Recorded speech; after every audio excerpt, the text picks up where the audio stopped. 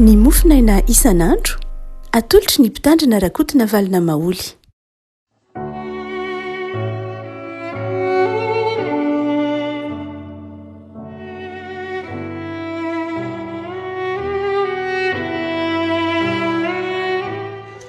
Fanomerahantsika ry havako tratra ity talata faharoa ny volana jona ity. Ny mofinaina izay nalahatra ny foiben'ny sampona sekoly alahady ho antsika ry havana amin'ity talata ity dia boky ny asan'ny apôstôly. Asan'ny apôstôly toko voalohany. Asan'ny apôstôly toko voalohany dia ny voalohany ka hatramin'ny faha 1ambin'ny 10. Vakitsika amin'ny anaran'i Jesosy. Ry Teofilo, ilay boky voalohany dia nosoratako ny amin'izay nataon'i Jesosy nampianariny hatramin'ny andro nampiakarana azy. Rehefa nodidiny tamin'ny fanahy masina ny apôstôly izay novidiany, sady niseho koa tamin'ny famantarana maro taorian'ny jaliany fa velona izy, ka niseho tamin'ny 70 andro izy ary nilaza ny amin'ny fanjakan'Andriamanitra. Ary raha niara niangona teo aminy Jesosy dia namebetra azy tsy hiala any Jerosalema fa hiandry ny teny fikasana iray izay efa renareo tamiko izy. Fa Jaona nanao batisa tamin'ny rano fa ianareo kosa atao batisa amin'ny fanahy masina rehefa vakandro vitsivitsy. Koa izay tafangana teo dia nanontany azy hoe, Tompoko, amin'izao va no ampidinao ny fanjakana ao amin'ny Israely? Fa nokosisy taminy, tsy anareo no ahalala ny andro na ny fotoana izay efa nitendreny ray ny amin'ny fahefany ihany. Fa azo hery ianareo amin'ny latsahan'ny fanahy masina aminareo. Ary ho vavolombeloko any Jerosalema sy eran'ny Judea sy Samaria ary hatramin'ny farany tany. Ary rehefa nilazany Jesosy dia nakarina izy raha mbola nijery izy ireo, ary nisy rahona nitondra azy ka tsy hitany maso intsony izy. Raha mbola nandinika ny lanitra izy ireo tamin'ny nandehanan'i Jesosy. Indreo nisy roalahy teo anilany niakanjo fotsy. Izy nanao hoe, ry lehilahy Galiliana, nahoana no mijanona eto mijery ny lanitra ianareo? Iny Jesosy izay nampiakarina niala taminareo ho any an-danitra iny dia mbola ho avy tahaka ny nahitanareo azy niakatra ho any an-danitra. Ray masino, manomasinana amin'ny fahamarinana ny teninao ny fahamarinana. Amen. Andininy 110. Ry lehilahy Galiliana, nahoana no mijery eto mijery ny lanitra ianareo? Ry lehilahy Galiliana, nahoana no mijanona eto mijery ny lanitra ianareo? Ny boky ny asan'ny apôstôly moa dia tome faharoa na boky faharoa amin'ny filazantsara ka nylioka. Arak'izay hitantsika amin'ny teny fampidirana andininy voalohany sy ny manaraka eo teo hoe tome faharoa izy nefa nosoratana ho an'ny Teofilo, ilay Teofilo ilay tian'Andriamanitra, ilay mpanompon'Andriamanitra, tian'Andriamanitra, zakaizan'Andriamanitra ity boky ity. Ary amin'ity toam-piasana ity dia ny asan'ny apôstôly dia miresaka ny toy ny asan'ny fanahy masina. Atao hoe asan'ny apôstôly misy farany tena marina dia ny asan'ny fanahy masina. Filazantsara miivo kokoa amin'i Jesosy, ny famonjena nataon'i Jesosy, ny tantaraina. Fa amin'ny asan'ny apôstôly kosa dia miivo amin'ny fanahy masina sy ny asan'ny fanahy masina no tantaraina. Amin'ilay tapan'izay vakitsika teo dia variana nijery ny lanitra ny mpianatra. Ary ny anjely ilay nanahitra azy. Mpilaza-hafatra moa dika teny anjely. Mpilaza-hafatra nanahitra azy manao hoe fa ino ny tianareo ity? Tovariana mijery ny lanitra ianareo. Refako mampieritreritra ny fanairany reto anjely reto ny mpianatra izay efa nafaran'ny tompo mazava tsara. Ho vavolombeloko ianareo, maika ny asan'Andriamanitra, ho vavolombeloko ianareo eto Jodea, Samaria hatrany amin'ny farany tany. Saingy izao rehefa niakatra nakany an-danitra Jesosy dia toy ny sanatria nidonaka nijery ny lanitra, variana nijery ny lanitra ireto mpianatra ireto. Dia hoy ny anjely taminy, fa nahoana ianareo no variana mijery ny lanitra? Aiza no asonareo izany? Nahoana no mijanona mijery ny lanitra ianareo? Tsy vitany hoe mijery ny lanitra ianareo fa mijanona mihitsy. Nefa mbola hoe mijanona dia toy ny milaza hoe toa tsy manao ninona ianareo? Toa variana ianareo mijery ny lanitra. Mampiatratra ny voamorana ampiasain'ny lioka raha miteny izy hoe mijanona na ahoana no mijanona. Izy temy ilay matoately ndray milaza hoe mijoro toy ny afa-po, toy ny hoe mipetraka amin'ny toerana mahatamana, toy ny mipetraka amin'ny toerana milamina tsara, ary dia mametraka fanontaniana ny anjely manao hoe tsy toerana tokony hijanonana angeto e, tsy toerana tokony hahatamana anareo eto. Marina fa teo Jesosy niakatra nakany an-danitra, marina fa nahitan'i Jesosy niakatra nakany an-danitra, nahita fahagagana ianareo, fa tsy toerana tokony hijanonanareo eto. Mbanjiny ny mission anareo, fa indraindray mantsy rehefa mahita toerana nahita fahagagana amin'ny toerana anankiray, na niona tamin'ny tompo amin'ny toerana anankiray, de manjary mampiasa le matoateny hoe izy temy manjary eo tsika mifikitra eo, adiontsika ilay tena antom-pisiana hoe Jodia, Samaria, farantany. Ary zay mahatonga ny lioka eto nampiasan'ilay voamorana hoe izy temy toy ny milaza hoe satria toerana nijoroana tsara, toerana toy ny velarana lay toerana toy ny nahitana soa, toerana toy nahitana nahazahoana zay maha izy azy ny tena, de manjary toerana mahatamana. Ary tamana ahoana moa? Mijery ny lanitra.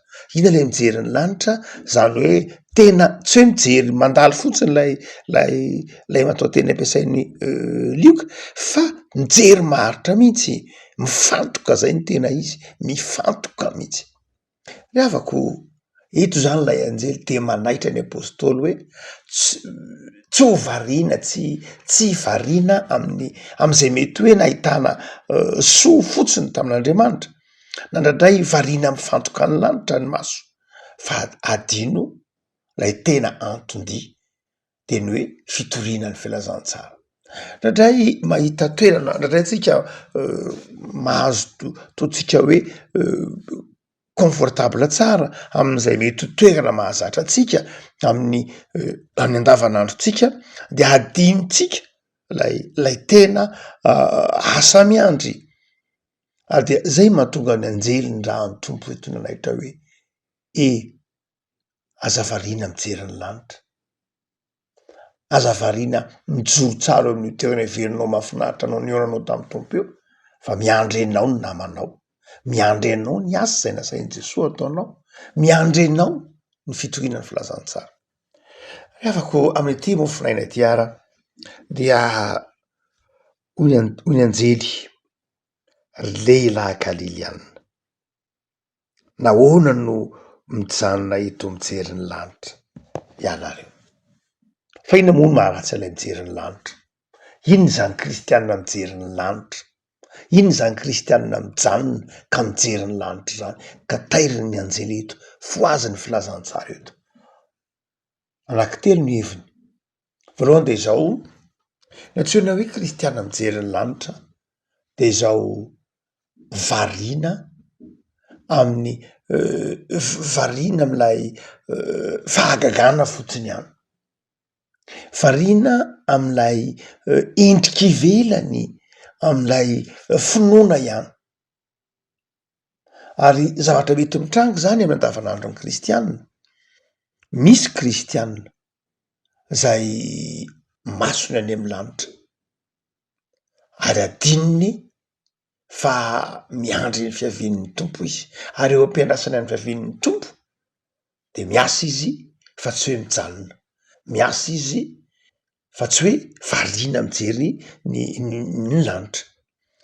Rehavako hotsika manao hoe kristianina mpino na fiangonana na isam-batan'olona variana mijery ny lanitra de zao variana miandry fahagagana, variana miandry fahagagana, mety nahita soa na nahita fahagagana ndray maky indroy intelo na toy ny fiainana mihitsy ary de miandry an'izay mandrakariva, miandry an'Andriamanitra. Marina fa zava-dehibe ny miandry an'Andriamanitra, fa eto misy mission eto, eny am-pandehanana ianao, eo am-panaovana ny asan'Andriamanitra ianao, de ampahitan'Andriamanitra fahagagana. Tsy ny fahagagana akory ny zava-dehibe, fa zao ny asa atao amin'ny finoana de tonga ny fahagagana. Fa tsy hoe miandry fahagagana vao hanombo zavatra, fa rehefa manombo zavatra ianao, rehefa miasa ianao, de izy fahagagana hitondran'Andriamanitra anao eny amin'ny fiainanao. Afaka azavariana mijery ny lanitra. Azavariana miandro fahagagana fa mety iza hiasa amin'ny finoana de ho hitanao ny fahagagana. Araka ny tenin'i Jesoa raha mino ianao de ho hitanao ny voninahitr'Andriamanitra. Ndraindray ny mamaky antsika ahita ny voninahitr'Andriamanitra fa tsy mino. Mamaky antsika ahita ny voninahitr'Andriamanitra fa tsy manapa-kevitra.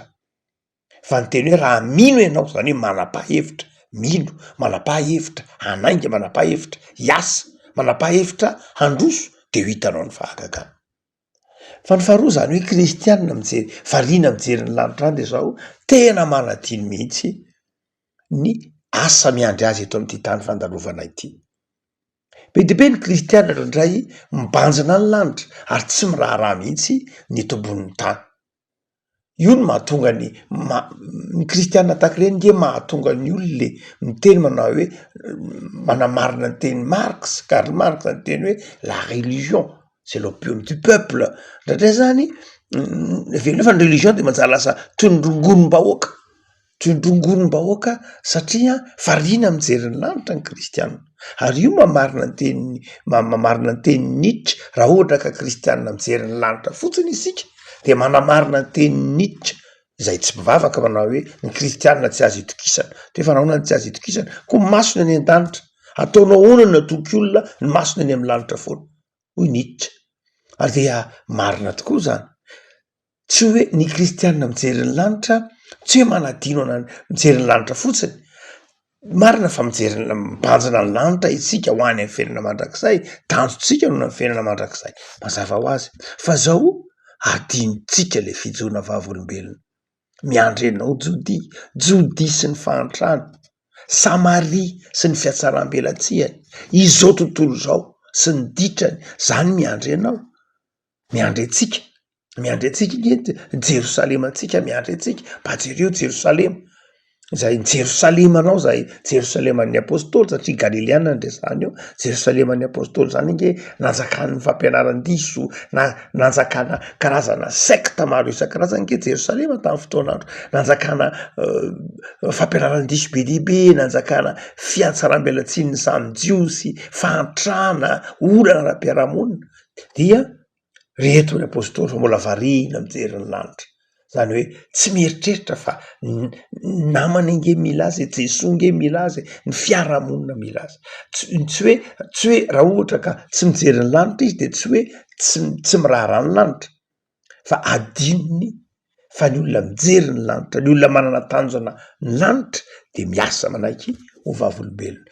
Ry havako malala, amin'izao efa enim-bolana voalohany sady amin'ny taona ho dify zao, aiza ny masontsika? Sao de variana mijery ny lanitra fotsiny isika ka manadino ny fijogona vavolombelona, manadino ny asa miandry antsika amin'ny fanabeazana, manadino ny asa miandry antsika amin'ny fanolokoloana ny ankizy, ny tanora, ireo any anjorom-bala, ireo isan-karazany miandry antsika. Raha mijery ny lanitra isika de zao tsy hoe milanitra misy an'Andriamanitra koa ara no mpanjininy reto olona reto, fa lay rahona. Zany hoe tsy any amin'le tena izy akory ary ny masony, tsy any amin'le tena lanitra fiainana mandrakizay ny masony, fa any amin'le rahona. Zany hoe any amin'le zavatra tsy tena izy akory. Nefa koa malala, betsaka ny kristianina, betsaka ny mpino variana mijery ny lanitra ka manadino ny asa miandry azy. Fa ny fahatelo ny kristianina mijery ny lanitra, variana mijery ny lanitra ihany koa, dia kristianina zay tsy tena tsy mahatsiaro tsy ny asa misiona ihany, fa tsy mahatsiaro lay fampianarana ny tezana azy nandritra ny taona maro. Manadino ny zavatra rehetra zay nampianarina azy. Jesoa telo taona angarangidina nampianatra reto mpianatra reto hoe ho avy aho ka haka anareo dia mbola hiverina indray aho dia haka anareo, fa izao vavolombeloko ianareo, mifakatiavy ianareo, ataovy mpianatra ny firenena rehetra, adino avokoa ny fampianarana rehetra. Adino ary tsy vitany hoe adino ao anatin'ny fotoana fohy fa no amaivanina mihitsy. Rehavako amin'izao vanim-potoana zao de be. Ny karazam-pampianarana hita ao anatin'ny tony tambajotra tony ary.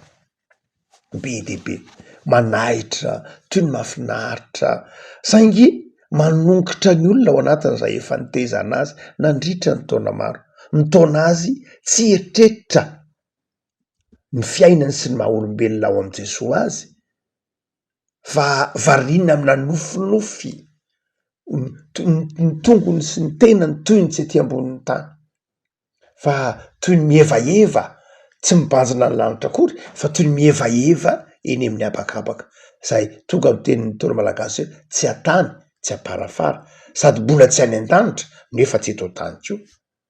Vokatrany de zao manjary atambolombolo ny fampianarana isan-karazany ho Paoly amin'ny Efesianina, manjary atambolombolen'ny fampianarana ny rivo fampianarana maro isan-karazany satria tsy mifahatra tsara ny tongotra, tsy mifahatra amin'ny tenin'Andriamanitra, tsy mifahatra am'izay efa nampianarin' Jesosy, tsy mifahatra am'izay efa nitezana fa atambolomboleny ny fampianarana isan-karazany. Raha afaka manala amin'ity talata ity manafatra ny tenin'Andriamanitra, aiza ny masonao sao de any amin'ny rahona, aiza ny masonao sao de variana mibanjina ny lanitra, izay marina fa hovatantsika ny lanitra fa Jesosy ny teny manao hoe jereo ireo kambody, jereo ireo madiniky ny tompo, jereo ireo voahirika, jereo ireo marary, ny asa rehetra nasain'i Jesosy ny tanterahan'ny mpianatra toy izy manao hoe mandehana sy tranony marary, avoainy demony tsy ny lanitra mbanjinina fa ny milanao ny mbanjinina. Ao anatin'ny fivavahana jiosy de nisy karazana antoko-pivavahana na vondrona atao hoe fariseo.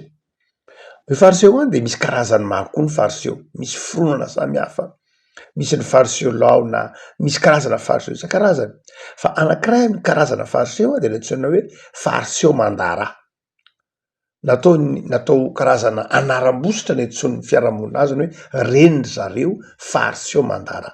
Nahoana ny hoe mandara? Satria reo fariseo reo de zao ny masony any an-danitra foana, ny masony zany mibanjina ny any an-danitra.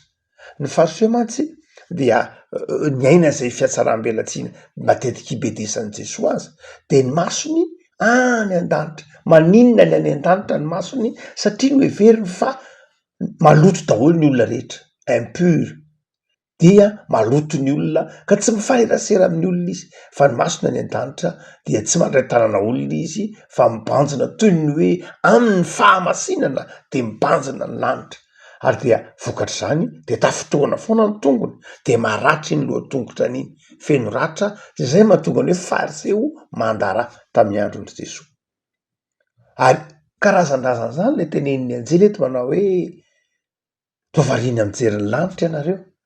Ny dika zany de zao ny olona mpino variana mijery ny lanitra de zao mieritreritra ny hafa ho maloto, mieritreritra ny hafa tsy tsara, mieritreritra ny eto tany efa tsisy fanantenana intsony, mieritreritra ny eto tany efa ho ratsy, mieritreritra ny manodidina ny tena ho tsisy ninina azo raisina aminy intsony, marina loatra tokoa.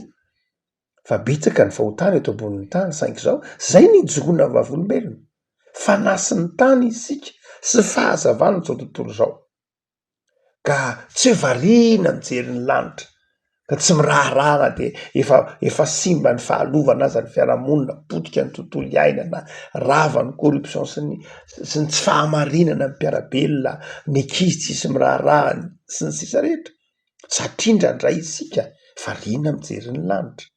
Le afaka malala ny lanitra vokatra rehefa mijoro vavolombelon'ny tompo amin'ny fitiavana ianao, rehefa mizara amin'ny fifaliana amin'ny fahasoavan'Andriamanitra andraisinao ianao, rehefa mitoro ny filazantsara amin'ny fitiavana ianao, rehefa madio fo sy manao ny asan'Andriamanitra amin'ny fifaliana ianao, de ny lanitra efa nomany ny tompo anao, ny lanitra efa nomany ny tompo anao, fa izao aza variana mijery ny abakabaka,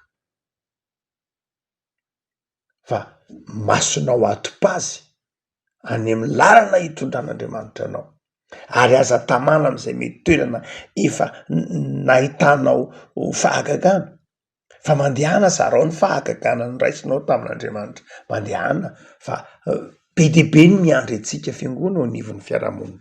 Afaka malala ny tenin'Andriamanitra eto manao hoe ry fiangonana, nahoana no mijanona mijery ny lanitra ianareo. Jesoa de mbola ho avy ary mbola ahita azy tahaka ny nahitana azy hatrany, nahitantsika azy niakatra ho any an-danitra ihany isika, fa mandehana ho Jesoa ho vavolombeloko any Jerosalema sy eran'ny Jodia sy Samaria ary hatrany amin'ny faravana. Ivavakisika tompo amisoranao zahay noho ny amin'ny lakolosy zay hanairana ao anay, atsiarovanay tena fa eto amin'ity zao tontolo zao ty zay ny raha inao vavolombelona, ny raha inao hanova toe-tsaina amin'ny alalan'ny fitoriana ny filazantsara sy ny fitiavanao, ndraindray zay tompo variana, ndraindray zay sondrina mijery ny abakabaka, mijery ny manodidina anay, variana sy sondrina miandry ny fahagagana zay efa nomenao sy ny tanterahanao anay. Fantatry fa mahay fahagagana ianao, saingy ndraindray tompo kely finoana zahay, kely finoana zahay ka malaina sy variana. Saotra tompo fa omenao fanairana izahay, fa ny fiainanay de efa fahagagana isan'andro, ny fanolorantenanay, ny fionanay aminao de efa fahagagana isan'andro. De to amizay tompo atsiaro fa mahay zavatra rehetra ianao, havaozy izahay mba hazoto hiasa, hijoro vavolombelona. De taio ary ity tontolo andronay ity, mba tontolo andro iasanay, hizaranay ny fahasoavana noraisinay taminao, tontolo andro ray tsy ahavarinanay, fa tontolo andro impanjinanay ny asa zay ampanaovanao anay de ny fitiavanamana, ny fanomponanao, ny fijerena ireo zay voailika any ivelan'ny fiarahamonina. De mamelana erokay mamindrafo aminay tompo raha toka mifanjany zahay, raha toka mifampiandry zahay, fatao amizay atsiaro, fa mero lalana anay ianao ary efa nanome anay ny fanahinao masina hiasa ty anatinay, hiaro lalana anay amizay asa tianao anarahana anay. Misaotra Jesoa. Amen.